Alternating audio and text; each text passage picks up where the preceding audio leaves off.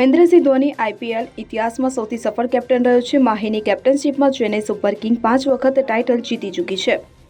પરંતુ શું તમે જાણો છો કે MS ધોની આઈપીએલના ઇતિહાસમાં સૌથી વધુ મેચ હારનાર કેપ્ટન પણ છે।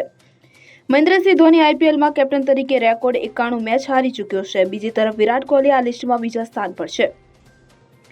વિરાટ કોહલીની કેપ્ટનશીપમાં રોયલ ચેલેન્જર્સ બેંગ્લોરે 70 મેચમાં હારનો સામનો કરવો પડ્યો। ત્યારબાદ રોહિત શર્મા ત્રીજા નંબર પર। રોહિત શર્માની કેપ્ટનશીપમાં મુંબઈ ઇન્ડિયન્સે ચોક્કસપણે 5 વખત આઈપીએલનો ખિતાબ જીત્યો છે, પરંતુ તે સૌથી વધુ મેચ ગુમાવનાર ત્રીજા કેપ્ટન છે। રોહિત શર્માની કેપ્ટનશીપમાં ટીમને 67 વખત હાર મળી છે। આ દિગ્ગજ ખેલાડીઓ બાદ ગૌતમ ગંભીરનું નામ આવે છે।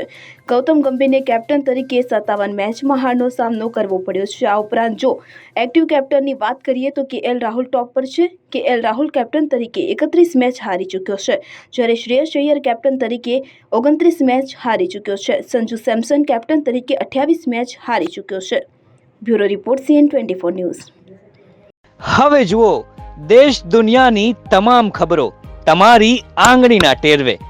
ઉઠાવો મોબાઈલ અને Google Play Store પરથી ડાઉનલોડ કરો અમારી CN24 ન્યૂઝ મોબાઈલ એપ।